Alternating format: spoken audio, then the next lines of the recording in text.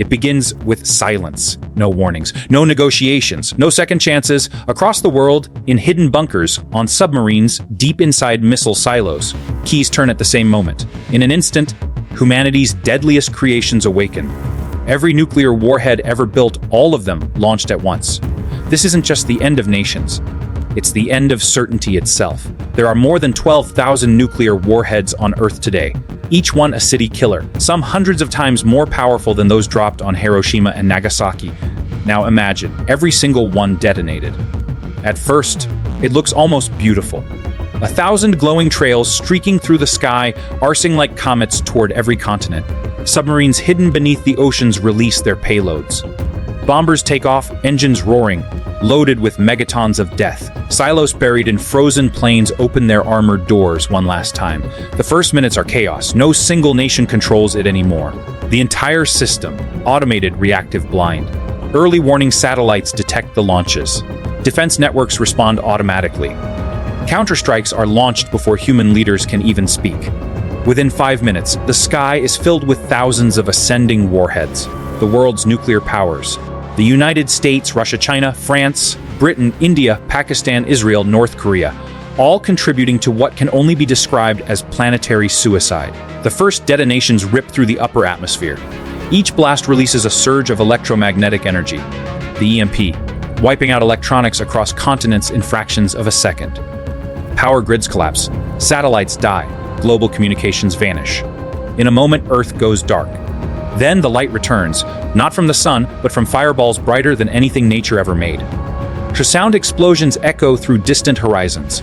These cities like Moscow, Washington, Beijing, London, Paris, and New York vanish beneath expanding spheres of plasma hotter than the surface of the sun. Those caught within a few miles are vaporized instantly. Concrete turns to ash. Metal flows like water, and shadows are burned into the walls where human beings once stood. The heat wave ignites everything combustible. Skyscrapers become candles. Forests turn into infernos. But destruction doesn't end with the blast. It expands. Shockwaves flatten everything for miles. Hurricanes of burning air sweep outward at hundreds of miles per hour. Then comes the firestorm, a tornado of flame feeding on oxygen, sucking the life from entire cities. Millions die within minutes.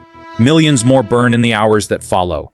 And as the fires rage, the atmosphere itself begins to change. Soot, smoke, carbon. Billions of tons of black ash rise into the stratosphere. The planet's blue sky turns to a choking gray. Scientists once tried to model this outcome. What would happen if just a few hundred nuclear weapons were used? They called it nuclear winter. In those simulations, temperatures dropped by more than 10 to 15 degrees Celsius globally. Sunlight dimmed, crops failed, oceans cooled. But this is far beyond that. With every nuclear weapon launched, the Earth's surface becomes a graveyard of burning fuel. An estimated 150 billion tons of soot would fill the upper atmosphere. Sunlight would be cut by 70 to 90%. Global temperatures could fall to ice age levels within weeks. Day would resemble twilight. The sky, a thick haze of black and red. And the rain, acidic, toxic, radioactive. Fallout, the silent killer. Invisible dust laced with cesium-iodine, strontium. Radioactive particles carried by the winds. The first rains pull them down onto the soil, the rivers, the oceans. Anyone who survived the initial blasts now breathes poison. Water becomes undrinkable. Food, contaminated. Hospitals, gone. Governments, silent. Electricity, medicine, communication, erased. The human body becomes its own battlefield. Radiation burns, cancer, organ failure. And still, the survivors look to the horizon and see more mushroom clouds rising one after another until the horizon itself disappears. Within days, the global temperature drops. Within weeks, agriculture collapses. Without sunlight, crops can't grow. Without power, there's no storage, no transport, no survival. Billions starve in the dark cold of a dying world. And the animals, they suffer too. The oceans, blanketed by ash, lose their warmth. Phytoplankton, the foundation of the marine food chain, dies off. Whales, fish, seabirds all begin to vanish. On land, forests freeze. Deserts expand. Even the insects that once endured every disaster begin to falter. The planet that once teemed with life is suddenly quiet. Months pass. The fires go out. The cities become blackened skeletons, standing like tombstones against an ash-colored sky. Only small groups of humans remain, hidden underground, in remote shelters or deep in the wilderness. They emerge occasionally to search for food, or perhaps for meaning. But the surface world is unrecognizable. Rivers run thick with soot. Fields glow faintly under the moon. The stars, hidden by dust, are gone. In some regions, temperatures plunge to 30 degrees Celsius. Snow falls in places that once knew only summer. Nuclear night has begun. It's not just speculation. Decades of research show that even a limited nuclear exchange, say between India and Pakistan, could trigger a chain reaction leading to the starvation of more than 1 billion people worldwide. Now scale that up. Multiply by 10, by 100, every weapon, every bomb, every warhead. You reach an outcome beyond history, beyond comprehension. A planetary extinction event created not by nature, but by human hands. The energy released by the combined detonations would exceed 70,000 megatons of TNT, thousands of times more than all explosives used in all wars combined. To put that in perspective, the asteroid that killed the dinosaurs released energy equivalent to about 100 million megatons. Humanity wouldn't end instantly, but civilization would. We've come closer to this than most realize. During the Cold War, the world narrowly escaped nuclear war more than once. In 1962, during the Cuban Missile Crisis, a single Soviet submarine officer named Vasily Arkhipov refused to authorize a nuclear torpedo launch, a decision that may have saved the world. In 1983, a Soviet radar officer named Stanislav Petrov saw false alarms of American missile launches and chose not to report them as real. If he had, retaliation would have been automatic. We survived because a few men decided not to obey. But in this scenario, there are no heroes left. No one to say no. Only systems, only machines. As decades pass, radioactive decay slows, the skies clear slightly. Nature, stubborn as ever, begins to reclaim the ruins. Plants grow in silence over fallen skyscrapers. Wolves hunt in the empty streets of cities that once held millions. The last traces of humanity fade. Our monuments, our music, our names. But the radiation will remain for tens of thousands of years. The Earth will remember us, not with gratitude, but with scars. If all nuclear weapons were launched at once, the result would not be victory or defeat. It would be silence. The silence of a planet that once looked up at the stars and wondered if it was alone. Now, there would be no one left to ask the question. But what if something survived? The fire has gone out. The great cities, gone. The empires, gone. The noise of human ambition, gone. What remains now are the echoes. It's been 6 months since the last warhead detonated. The ash has settled. The smoke has thinned, just enough for a dim orange light to filter through. The sun no longer shines, it glows weakly, like a dying ember behind the clouds. In this dim world, a few thousand survivors still move, slowly, carefully, like shadows. Some are soldiers from forgotten armies. Some, scientists who once tried to prevent this. Most are ordinary people, those who happen to be underground or deep inside the cold mountains when the world above caught fire. They emerge to find nothing familiar. The air stings, the soil is poisoned, and the wind carries the faint smell of metal and smoke like the memory of destruction that refuses to fade. Every breath is a risk. Every step is a gamble. The temperature, even at noon, hovers below freezing. The few remaining pockets of warmth exist deep underground, subway tunnels, bunkers, old mines. There, the survivors huddle together in the dark. Their faces are pale, their voices low. They live by candlelight and eat whatever they can scavenge: canned food, dried grains, even insects that survive the fallout. But supplies are dwindling. Radiation seeps through the earth, and the old world's infrastructure. Water pumps, ventilation systems, fuel reserves, all failing. In one bunker, somewhere beneath the ruins of what was once Berlin, a scientist keeps a journal. Her handwriting trembles as she records the temperature drop each week. -22 degrees, -27, -31. She writes, "The sky hasn't cleared. I think the sun has forgotten us. Outside the shelters, nature has changed.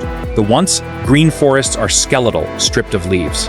Animals wander aimlessly, weakened by hunger and radiation. The few species that endure are the hardiest: cockroaches, rats, and deep sea organisms beneath the ocean's frozen surface. The seas have cooled dramatically.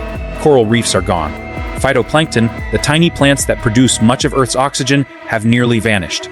As photosynthesis stops, oxygen levels begin to fall. Even breathing becomes harder. Every inhalation feels thinner, weaker, colder. The world, once overflowing with life, is suffocating. A new ice age begins. Snow covers the ruins of cities, once illuminated by neon lights and car headlights. Statues crumble beneath frost. Bridges hang frozen over still rivers. In what used to be North America, glaciers creep south. In Europe, The Mediterranean freezes at its edges. In Asia, the deserts are buried in snow. The Earth's climate, unrecognizable. It will take decades, perhaps centuries, before sunlight breaks through the haze again. And by then, humanity may be only a whisper. Somewhere in what remains of the Pacific, a forgotten submarine still drifts. Its systems, half dead but functional, carry a recorded message. A distress signal looping endlessly across dead frequencies. It says only this: to anyone alive, we did this to ourselves. No one answers. On land, fragments of old technology flicker weakly. A few solar panels catch the dim light, charging batteries that no longer power anything meaningful. Data centers, frozen in time, still hold the sum of human knowledge. Unreachable, unreadable, forgotten.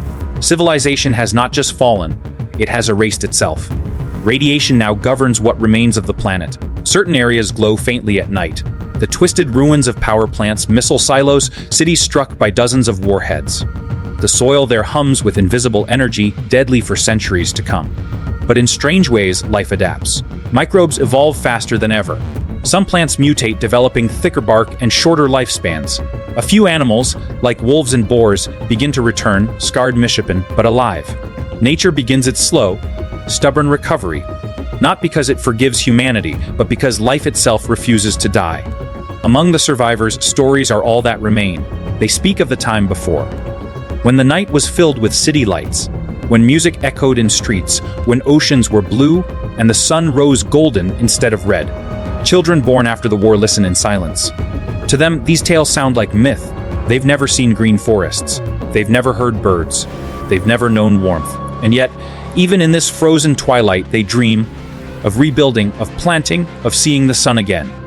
It's human instinct, hope that burns, even when everything else has turned to ash. Time passes.